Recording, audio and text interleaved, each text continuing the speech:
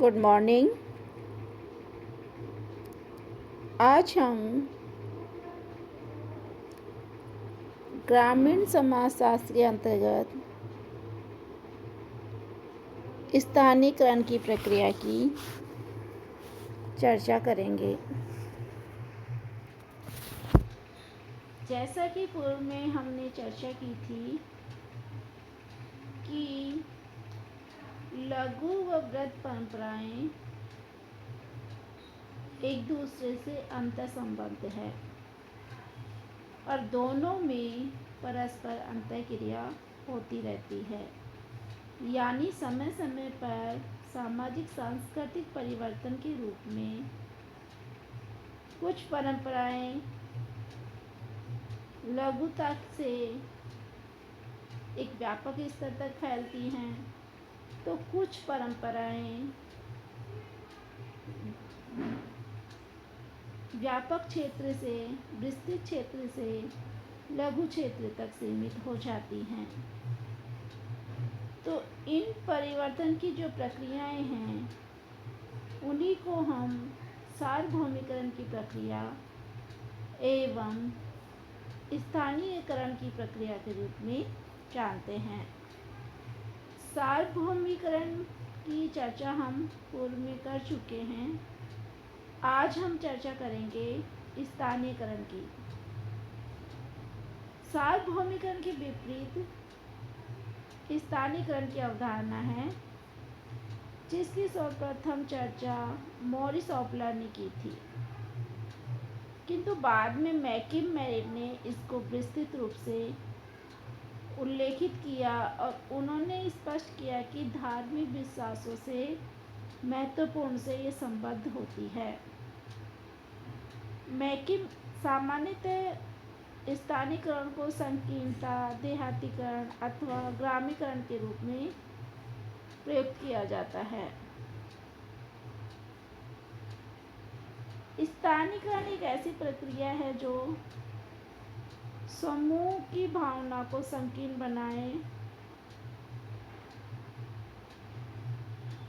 यानी संकीर्ण बनाए। किंतु मैकिम मेरिट के अनुसार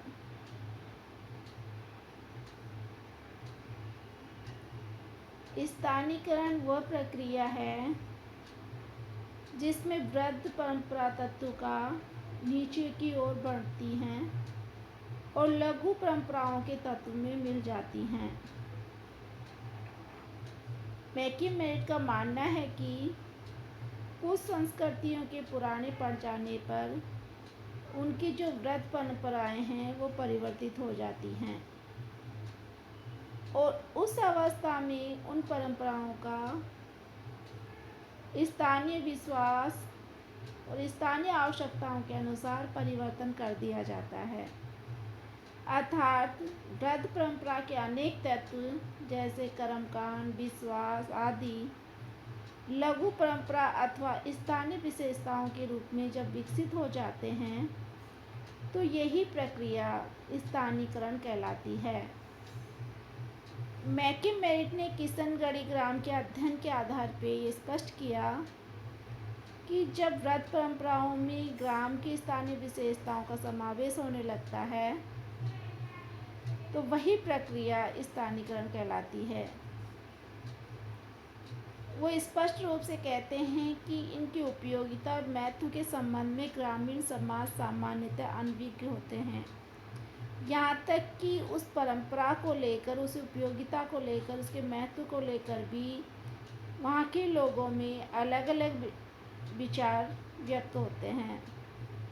परिणाम स्वरूप एक ही वृहद परंपरा से आने वाली पद्धतियाँ एक दूसरे से पूर्णतः अलग हो जाती हैं, अर्थात वो स्थानीय विशेषताओं को अपने में समावेशित कर लेती हैं।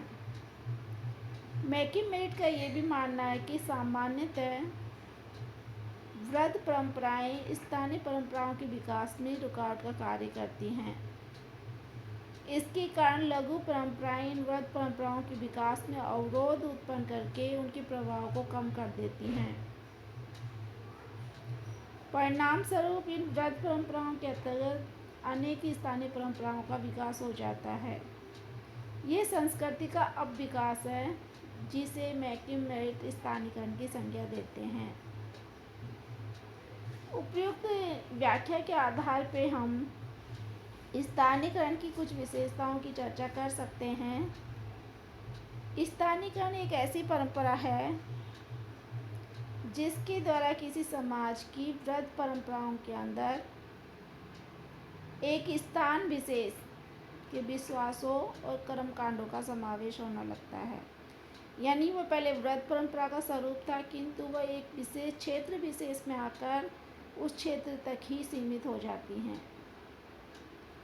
स्थानीयकरण की प्रक्रिया में बुद्धि और विवेक को महत्व नहीं दिया जाता, अर्थात स्थानीय विश्वासों के अनुसार व्रत परंपरा में होने वाले परिवर्तनों को तार्किक अथवा बौद्धिक दृष्टि से नहीं देखा जा सकता।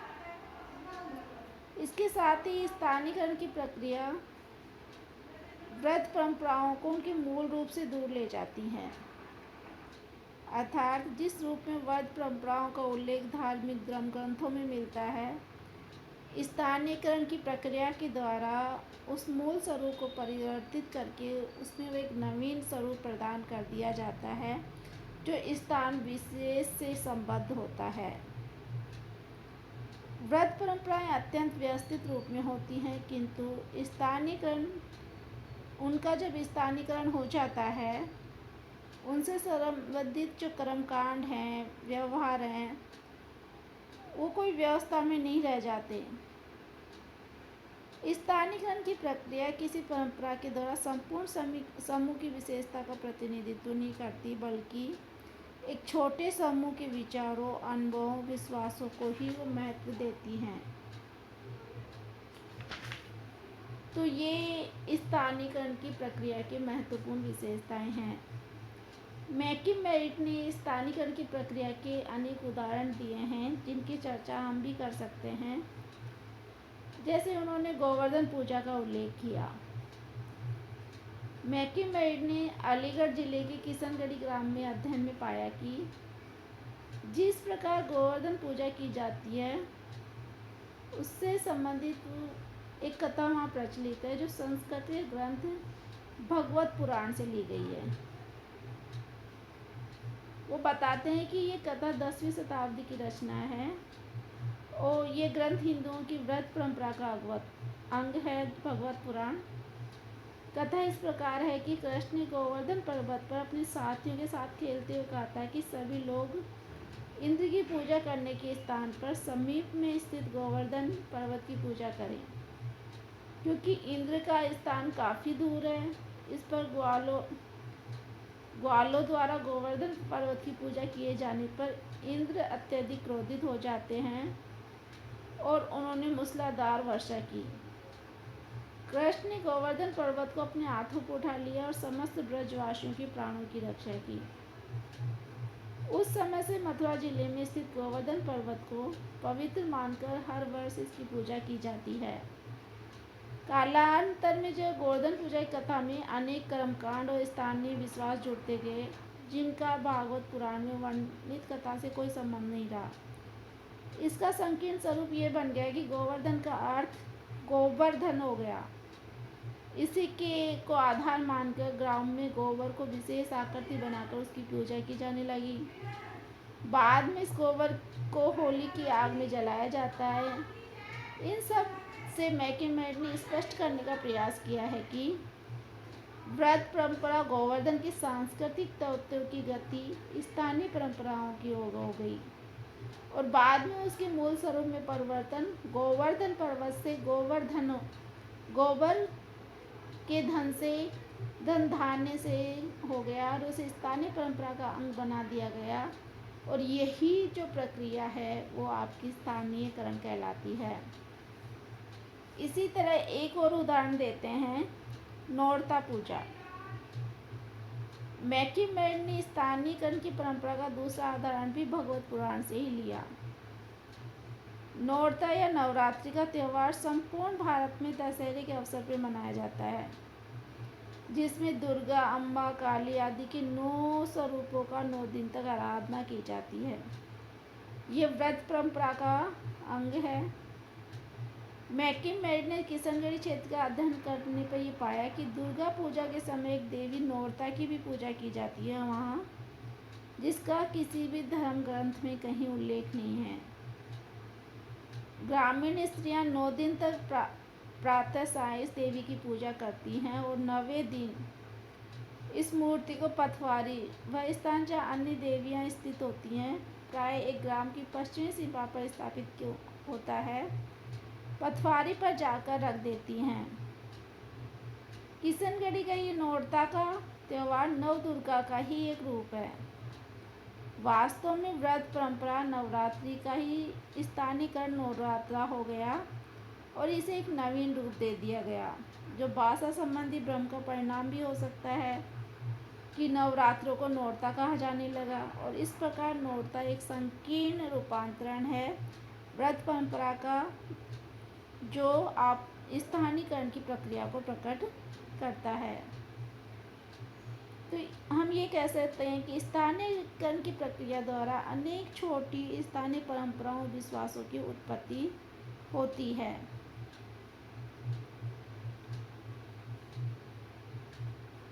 इसके विपरीत श्रीवास्तव ने अपनी कृति फोक कल्चर और ओरल ट्रेडिशन में मैकिम-मेरिट के इस कथन से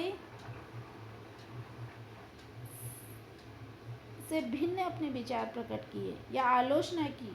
उन्होंने कहा कि नौरता सब नवरात्रि का ही अपभ्रंश नाम है और देवी या दुर्गा के अर्थ में ही प्रयुक्त होता है, कोई अलग देवी नहीं है। B.R. चौहान ने अपनी पुस्तक ए राजस्थान विलेज में गोवर्धन पूजा को स्थानीयकरण का उदाहरण मानने पर अलग मत प्रकट किया है। उनका मानना है कि सार्वभौमिकरण और स्थानीयकरण की अवधारणाएं एक श्रेणी से दूसरे श्रेणी में रूपांतरण का पता लगाने में उस समय सीमा तक तो सहायक हो जाती हैं जहाँ तक ये श्रेणियाँ पहचानने योग्य होती हैं। इन अवधारणाओं के द्वारा श्रेणियों के अंतर्गत त्योहारों के उत्थान पतन की व्यवस्था नहीं की जा सकती। इस रूप में मैकिम-मेरिट का प्रश्न अनुत्तरित हो जाता है कि सांस्कृतिक संस्कारों की असांस्कृतिक संस्कारों को उठाए बिना क्यों जोड़ दिया जाता है और संस्कृतिकरण लंबे समय से अधिक नहीं हो पाता, और सार्वभौमिकरण और स्थानीयकरण की प्रक्रिया किस तरह से संचालित होती है, ये भी स्पष्ट नहीं हो पाता। फिर भी ये स्पष्ट है कि सार्वभौमिकरण और स्थानीयकरण की अवधारणाएं वृद्ध और लघु परंपराओं के मध्य पाए जाने वाले संपर्क अथवा अंतःक्रिया की व्याख्या करने में सहायक तो होती हैं, किंतु इनसे ये स्पष्ट नहीं होता कि किसी विशेष सांस्कृतिक तत्व की उत्पत्ति वृद्ध परंपरा से हुई है या लघु परंपरा से हुई है, या इनका मूल उत्थान किस परंपरा से संबद्ध रहा है, उसको हम स्पष्ट रूप से नहीं समझा सकते। ऐसे मिल्टन सिंगर भी वृद्ध परंपरा और लघु परंपराओं के बीच होने वाली जो आदान प्रदान थे उनसे प्रभावित थे। उन्होंने इस प्रभाव को सांस्कृतिक माध्यम से परिभाषित करने का प्रयास किया। सांस्कृतिक माध्यम का अर्थ गीत, नृत्य, नाटक, कथा, पूजा, उपदेश, त्योहार, शास्त्रों का पाठ आदि से लिया जाता है, जिनमें भारतीय संस्कृति प्रमुख रूप से अभिव्यक्त होती है। साथ ही मिल्टन सिंगर उन चीज़ों से भी प्रभावित हुए जिनके स्वरूप अनवरत एक दूसरे में एकीकृत होते रहते हैं, किंतु उन्होंने इस प्रभाव को सार्वभौमिकरण व स्थानीयकरण के रूप में नहीं परिभाषित किया। तो स्थानीयकरण और सार्वभौमिकरण एक ऐसी प्रक्रियाएं हैं जो अपने आप में अंतर संबद्ध है और स्पष्ट रूप से उनमें अंतर करना संभव नहीं होता, किंतु फिर भी हम उनकी सर्वव्यापकता को लेकर और उनकी विस्तार को लेकर उनके लिखित अलिखित स्वरूप को लेकर, उनकी विश्वास व्यवस्थाओं को लेकर,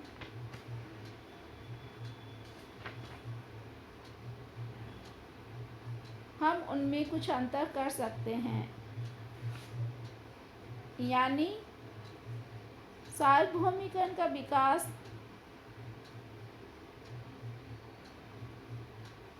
जब पूर्ण हो जाता है तो ऊपर से नीचे की ओर ये प्रक्रिया चलती है।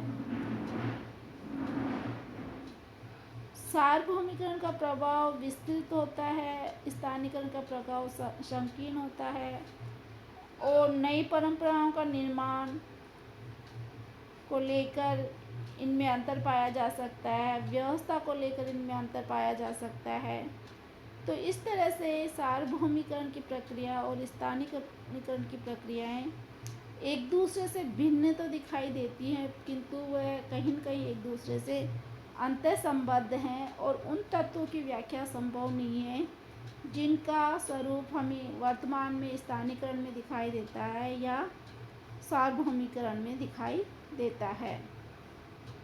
अगले वीडियो में हम चर्चा करेंगे